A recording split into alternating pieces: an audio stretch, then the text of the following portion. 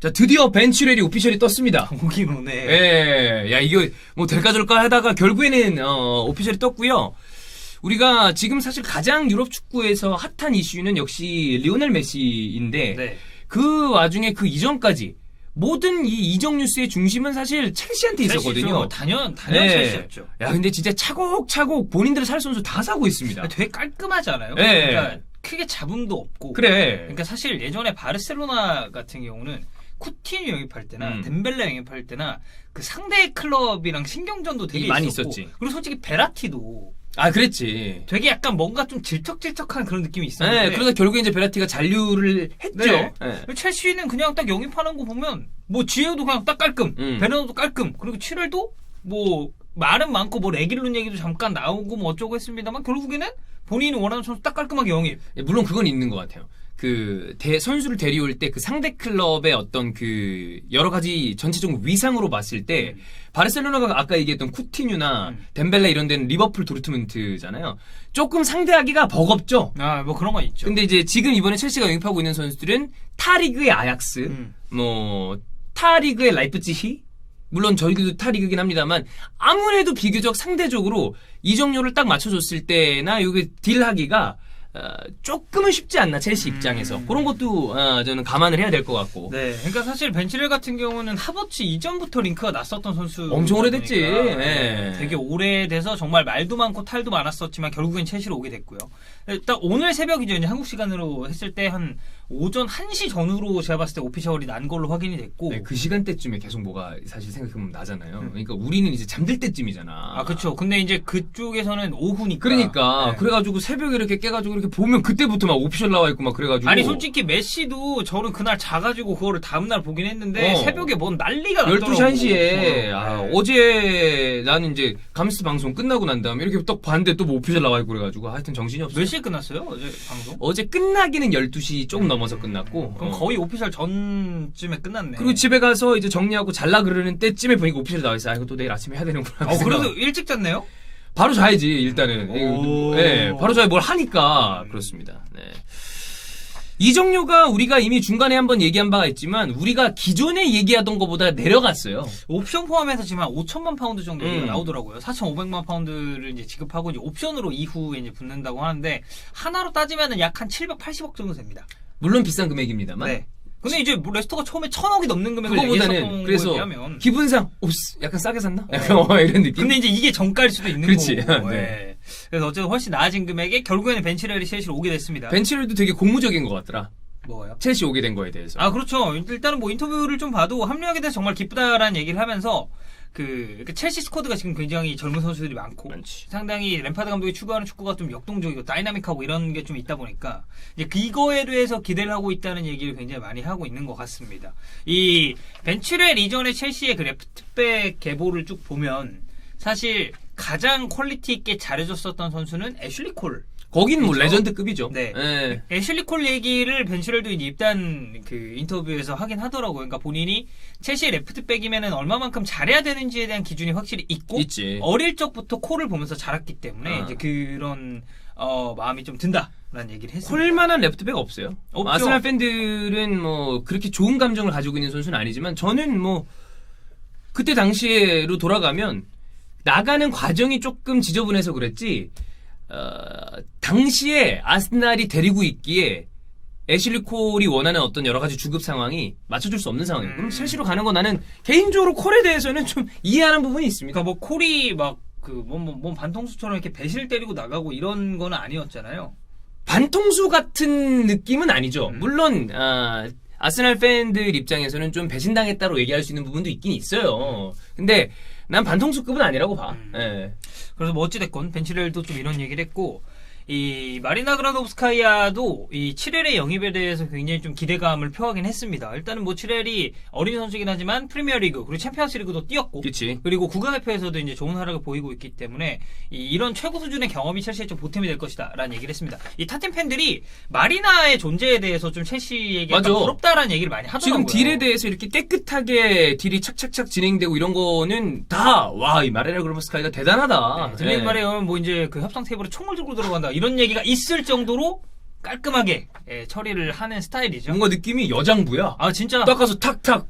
그리고 이적 시장 딱 끝나고 나서 오피셜 발표하고 사진 보면 항상 옆에 있잖아요. 그렇지. 그거 사인할 때 딱 있으면 그것도 멋있어. 그 옛날에 포체티노 표정이랑 거의 똑같은 것 같아요. 포체티노 맨날 이러고 있는 거 있잖아요. 맞아요. 이거랑 똑같은 것 같은데 네. 어찌됐건 이 타진 팬들은 이 정도의 이적을 위한 협상가가 또 팀에 있다는 것 자체를 좀 굉장히 부러워하시는 좋죠. 분들도 있다고 합니다. 네. 7회리 이제 뭐 저희가 사실 스타일을 설명하고 이런 부분은 너무 영상에서 많이 다뤄가지고 이제 그거는 옛날 영상 참조해 주셔도 좋을 것 같고. 하나 제가 얘기하고 싶은 건 벤치렐의 단점은 분명히 저희도 자주 다뤘는데 네. 저는 쓰임을 어떤 식으로 가져가냐에 따라서 굉장히 램파드가 위력적으로 쓸 수 있는 선수라고 생각해요. 그러니까 램파드 감독이 벤치렐을 이제 영입하고 싶다는 보도에서 나왔었고 그 이전 혹은 중간에는 굉장히 많은 후보군들이 있었습니다. 일단 저희가 영상에서 다뤘었던 레길론 그리고 그 포르투의 텔레스 그리고 뭐 타글리아피코. 네, 타글리아피코도 있었고. 그러니까 이런 후보군들이 있었음에도 결국에는 첼시가 벤치를 계속 좀 구애를 했고 영입을 한 데에는 이 램파드 감독의 의중이 저는 엄청나게 많이 그럼요. 들어갔을 거라고 보거든요.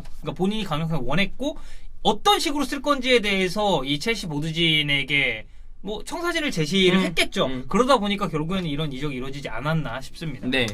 이 벤치렐이 이제 인터뷰에서 얘기한 바에 의하면 이 램파드 감독의 존재가 되게 많은 영향을 끼쳤다고 그치. 합니다. 일단은 이적 자체 램파드의 존재가 엄청 중요했고, 그러니까 물론 빅클럽에서 뛰고 싶은 마음도 있었지만 이전에 램파드 감독이랑 대화를 했던 게 주된 이유 중에 하나였다라는 얘기를 했습니다. 그 최근에 이거 뭐 다른 팀 얘기입니다만 아스날 마갈레스 에이전트의 인터뷰라고 나온 걸 보면은 다른 팀의 오퍼가 더 좋았는데 이 마갈레스가 에두랑 아르테타와 대화하고 프로젝트를 듣고서 아스날로 가고 싶다라는 이야기를 했다고 그러거든요. 그러니까 감독과 디렉터가 선수들에게 청사진을 어떤 식으로 보여주는지에 따라서 요즘에는 그 제가 자주 얘기하죠.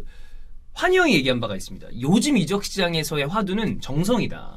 그 정성이 막 무슨 뭐 과자 갖고 오고 이런 얘기가 아니라 과자를 왜 가져와? 과자랑 다과 네. 중요합니다. 네. 예. 근데 우리가 너를 데리고 어떤 축구를 하고자 한다라는 거를 얘기를 잘하면 주급이 뭐 이만큼씩 차이 나지 않는 이상에는 거기에 쏠리게 마련이에요. 왜냐하면 선수들은 좋은 축구를 하고 싶어하고 거기에 소속되고 싶어 하잖아요. 일단 뛰고 싶으니까. 그럼 네. 예, 이게 굉장히 중요하다고 봐요. 그렇죠. 예.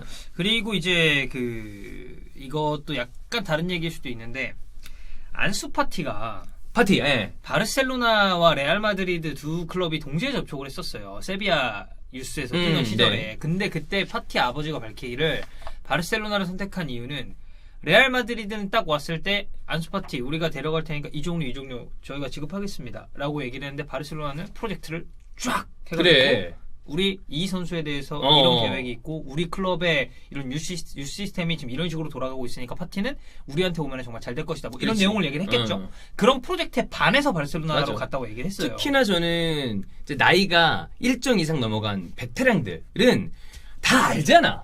그러면 이 사람들한테는 중요한 건 난 이거라고 봐요. 대우. 근데 어린 선수들은 돈도 돈이지만 길게 봤을 때 이 선수가 어떤 식으로 커나갈지 그리고 젊은 벤츠렐 같은 나이 선수라면 내가 너를 데리고 어떤 축구를 할지를 보여줬을 때 이 사람들이랑 같이 내가 한번 뭐 해봐야 되겠다. 네. 이게 되게 중요할 거라고 생각해. 그러니까 딱 그 다음에 나오는 말이 그거거든요. 어. 램파드 감독이 일단 7일한테 한 건 자신감을 심어줬고. 너 잘해. 음. 이거지. 그렇죠. 너 뭐 사람들이 뭐 뒷공간 존나 털린다 그러고 X도 못한다 그랬을 때 나는 너 다르게 봤다. 너 존나 잘한다. 너 충분히 지금보다 더 잘할 수 있어. 그리고 이 첼시의 시스템이 그 벤치렐의 플레이 스타일과 얼마나 잘 맞는지에 그렇지. 대해서도 설명을 했다고 너 합니다. 존나 올라가지? 우리도 존나 올라가. 램파드세요? 이런 거야 하는 거지. 그래서 오늘 파란색 입고 왔나? 이거 예. 아. 네. 네네.